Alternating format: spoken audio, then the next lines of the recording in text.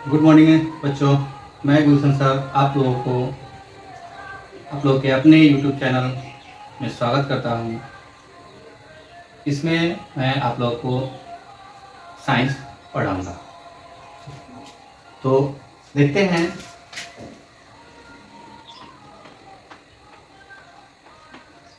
Science, इसको हम लोग विज्ञान कहते हैं। अब ये साइंस है क्या, क्या ज़रूरत पड़ी हमको इसको पढ़ने की? ना पढ़ते हैं हम साइंस, ऐसे ही बहुत सारी चीज़ें पढ़नी होती, तो जानते हैं इसके बारे में। साइंस जो है ऐसा सब्जेक्ट है जो एक्सपेरिमेंट्स और प्रूफ पे बेस्ड है, और यह क्या करता है, हम लोगों को हमारे आसपास के बारे की चीज़ों के बारे में अच्छी सी जानकारी देता है, जो कि प्रूव्ड होते हैं, ऐसे ही लॉजिकली नहीं। यानी कि science is a subject based on observations and experiments which gives us knowledge about everything in the universe। ठीक है, साइंस ऐसा सब्जेक्ट है जो हम लोगों को इस यूनिवर्स में होने वाली सारी घटनाओं और सभी वस्तुओं के बारे में अच्छी खासी जानकारी देता है, जो कि प्रमाण पर और प्रयोग पे आधारित होता है। अब साइंस को अध्ययन की सुविधा के लिए, स्टडी में आसानी हो, इजी हो, इसके लिए इसको अलग अलग पार्टों में बांट दिया गया है। देखते हैं क्या क्या है। पहले इसको बांटा गया है दो पार्ट।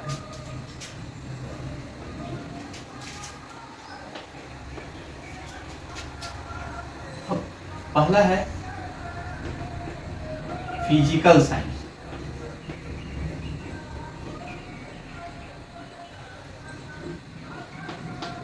फिजिकल साइंस, और दूसरा है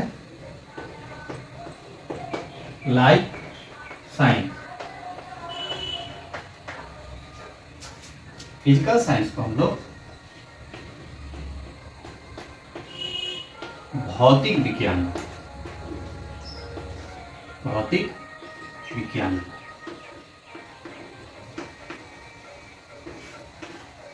लाइफ साइंस को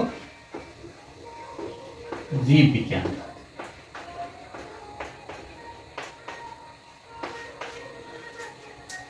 फिजिकल साइंस क्या है? जो चीज हम देख सकते हैं, समझ सकते हैं, जो है, उपस्थित है, उसके बारे में हम लोग पढ़ते हैं। और लाइफ साइंस क्या है? यह क्लियर है नाम से ही, जीव विज्ञान, यानी कि इसमें जीवों के बारे में, ऑर्गेनिज्म के बारे में पढ़ते हैं। ठीक है, तो फिजिकल साइंस है यानी कि वैसी चीज जिसको हम देख सकते हैं उसके बारे में पढ़ते हैं, और यानी कि मेन रूप से जो हमारे घटनाएं होती है, जो यूनिवर्स में जो ऑब्जेक्ट्स है, मैटर है, उस सब के बारे में पढ़ते हैं। और लाइफ साइंस में हम लोग जिस थिंग्स में लाइफ है, ऐसे कहा जाए तो इसको दो पार्ट में बांट सकते हैं। ये जो साइंस है कि वैसे चीजों के बारे में पढ़ते हैं, लिविंग थिंग्स के बारे में पढ़ते हैं, और इसको हम लोग किस चीज के बारे में पढ़ते हैं? नॉन लिविंग थिंग्स के बारे में पढ़ते हैं। सिंपल कहा जाए, ज्यादा तोड़ मरोड़ करने की जरूरत नहीं है। लाइफ साइंस में हम लोग लिविंग थिंग्स के बारे में पढ़ते हैं, और फिजिकल साइंस में हम लोग नॉन लिविंग थिंग्स के बारे में पढ़ते हैं। थिंग्स तो दोनों ही। अब आगे स्टडी में आसानी के लिए अध्ययन में सुविधा, तो यहाँ देखिए, ये फिजिक्स है, केमिस्ट्री है, बॉटनी है, जूलॉजी। ठीक, तो अब देखिए फिजिक्स क्या है। फिजिक्स जो है, फिजिक्स में हम मेनली नेचर ऑफ लॉज के बारे में पढ़ते हैं।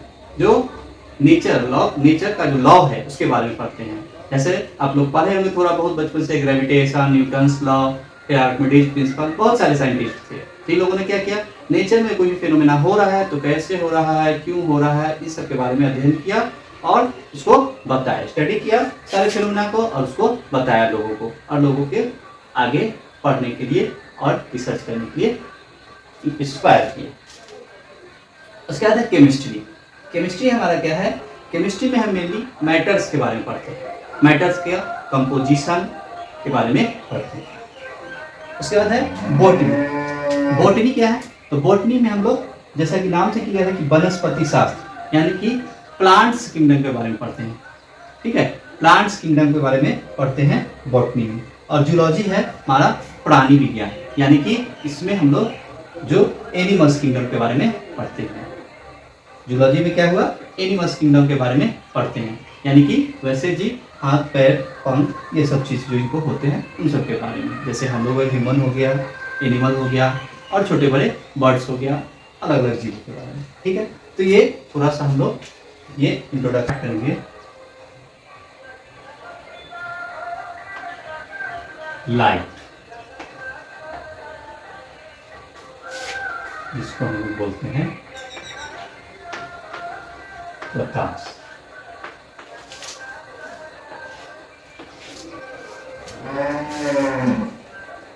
तो सबसे पहले लाइट है, लाइट है। तो लाइट जो है हमारा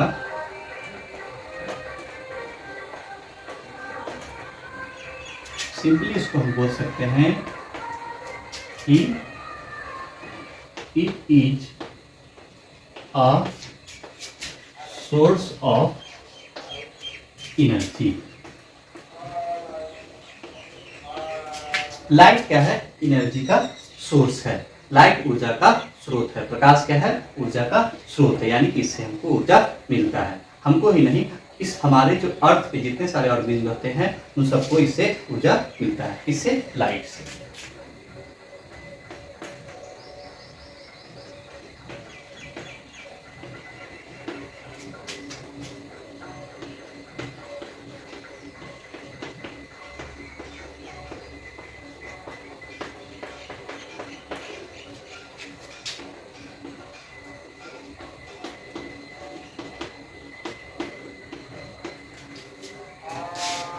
it is an electromagnetic radiation. Light क्या है, एक इलेक्ट्रोमैग्नेटिक रेडिएशन है।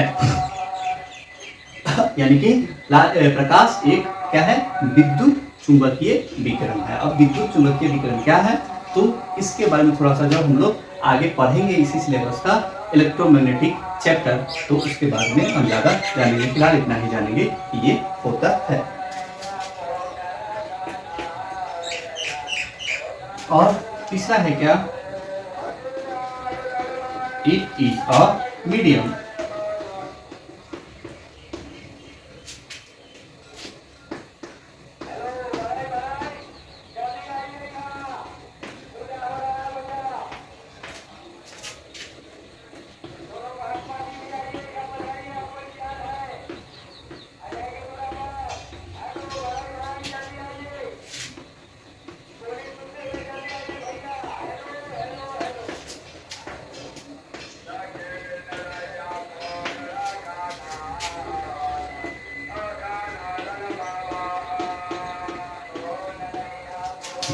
ठीक है, it is a medium in the presence of which we have the sense of vision.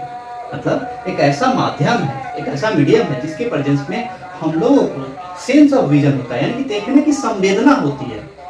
हम नहीं पाते हैं, देखने की हमको क्या होती है, संवेदना होती है, सेंस होता है कि हम देख पा रहे हैं। कैसे, लाइट के प्रेजेंस में। ठीक, ये हो गया लाइट के बारे में। ऑब्जेक्ट को दो तरह से डिफाइन किया गया है, तो ल्यूमिनस और नॉन ल्यूमिनस। लाइट के अकॉर्डिंग ऑब्जेक्ट को दो तरह से डिफाइन किया है, ल्यूमिनस और नॉन ल्यूमिनस, जिसको हिंदी में हम लोग दीप्तमान या प्रदीप्त कहते हैं, और इसको अदीप्तमान या अदीप्त कहते हैं। इसके according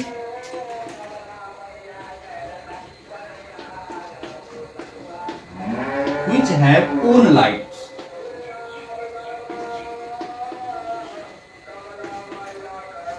Object which have own light is called luminous object। वैसा वैसी वस्तुएं जिसके पास अपना प्रकाश होता है उसको हम लोग प्रदीप्त वस्तुएं या दीप्तमान वस्तुएं कहते हैं। और ये हो गया कि which है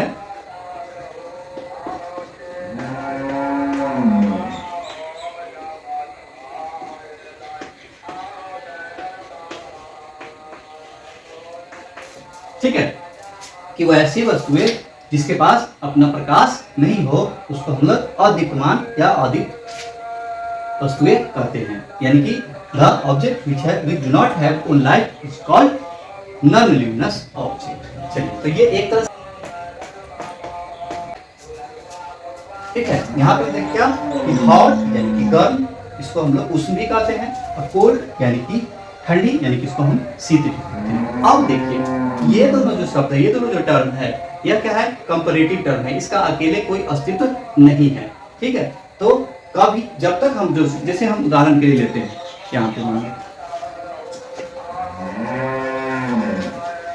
अब ये दो वस्तुएं हैं, ये दोनों दो ऑब्जेक्ट है, एक ये है और एक ये है। दोनों का टेम्परेचर अलग अलग होगा तभी हम कंपैरिजन कर सकते हैं। अगर हम सपोज करते हैं कि इससे कंपैरिजन करना है तो इसका टेम्परेचर मान लेते हैं कि 25 डिग्री सेल्सियस है, इसका टेम्परेचर अगर 25 डिग्री सेल्सियस है तो अगर दूसरे का इसका 25 से ज्यादा होगा तो ये इसके कंपैरिजन में ये क्या हो गया, हॉट हो गया। अगर इसका टेम्परेचर 28 है और इसका 25 है तो इसके कंपैरिजन में ये हमारा हॉट हो गया। लेकिन इसका 25 है और इसका 20 है तो इसके कंपैरिजन में ये ऑब्जेक्ट कोल्ड हो गया। तो यानी कि हॉट और कोल्ड जो है दोनों क्या है, कंपैरेटिव टर्म है, तुलनात्मक शब्द है। अकेले इसका कोई अस्तित्व नहीं होता है जब तक कोई भी हमको एक तुलना के लिए मानक तापमान अगर न दिया गया हो तो हम इस दोनों का कोई महत्व नहीं। ठीक है, तो समझ गए कि इसके अनुसार तापमान के हिसाब से दो तरह की वस्तु हो गई, हॉट, प्रोपागेशन ऑफ लाइट। ठीक है, प्रोपागेशन ऑफ लाइट। तो प्रकाश कैसे चलती है, ठीक, तो प्रकाश जो होती है हमेशा सीधी रेखा में चलती है, जिसको हम लोग रेक्टिलिनियर प्रोपागेशन ऑफ लाइट कहते हैं। हमेशा एक स्ट्रेट लाइन की तरह चलेगी और इसको हम लोग रेक्टिलिनियर प्रोपागेशन ऑफ लाइट कहते हैं। इसके लिए एक एक्टिविटी भी है जो हमारे एनसीईआरटी के बुक में बताया गया है, होल कर देंगे। ठीक है, एक होल कर देंगे और ये सारा होल अगर एक स्ट्रेट लाइन में नहीं रहेगा, एक सब में क्या होगा, पिन होल करेंगे, छोटा सा होल करेंगे पिन से या नीडल से। और ये अगर सारे कार्डबोर्ड अगर एक लाइन में नहीं रहेंगे तो ये जो कैंडल है, बर्निंग कैंडल, हमको दिखाई नहीं देगा। ठीक है, ये सारे कार्डबोर्ड को अगर एक लाइन में कर देते हैं तभी हमको दिखाई देगा, नहीं तो नहीं दिखाई देगा। तो इस एक्टिविटी से हमको ये पता चलता है कि जो लाइट जो है हमेशा एक स्ट्रेट लाइन में चलता है। ठीक है, जिसको हम लोग रेक्टिलिनियर प्रोपागेशन ऑफ लाइट कहते हैं। अब देखिए इसके आगे हमारा रे, द पाथ ऑफ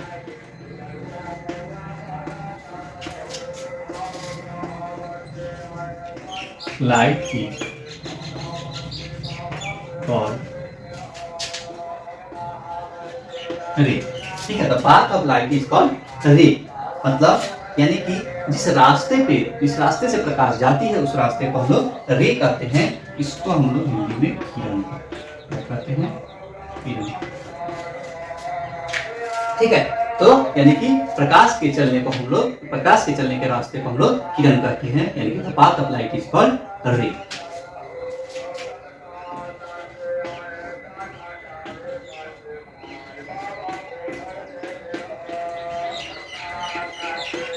अब है बीम ऑफ लाइट, यानी कि इसको हम बोलते हैं हिंदी में प्रकाश पुंज। इसको बोलते हैं प्रकाश पुंज, यानी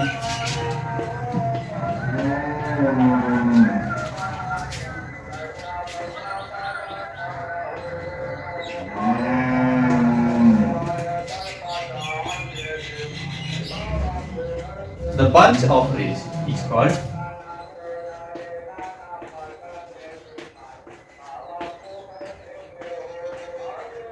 beam. The bunch of rays is called beam, यानी कि प्रकाश किरण के समूह को प्रकाश पुंज कहते हैं। यानी कि एक साथ जब बहुत सारा, अब कहीं से भी ऐसा किसी भी सोर्स से सिर्फ से एक रे तो आएगा नहीं, एक लाइन में तो आएगा नहीं प्रकाश, बहुत सारा लाइन में आएगा, बहुत सारा रेज आएगा एक साथ, तो उसको एक साथ हम बीम कहते हैं। बहुत सारे रेज को एक साथ बीम कहते हैं, या बहुत सारे किरण के समूह को हम लोग प्रकाश पुंज कहते हैं। बहुत सारे रेज जा रहे हैं, अब सब क्या है, एक दूसरे के पैरेलल है। ठीक है, यानी कि जब बहुत सारे रेज एक दूसरे के पैरेलल होते हैं तब उसको हम लोग क्या बोलते हैं, पैरेलल बीम ऑफ लाइट बोलते हैं, यानी कि समांतर किरण पुंज बोलते हैं। यानी कि वैसा बीम जिसमें रेज जो है आपस में पैरेलल हो, एक दूसरे के पैरेलल हो, उसको हम लोग पैरेलल बीम कहेंगे, समांतर किरण पुंज।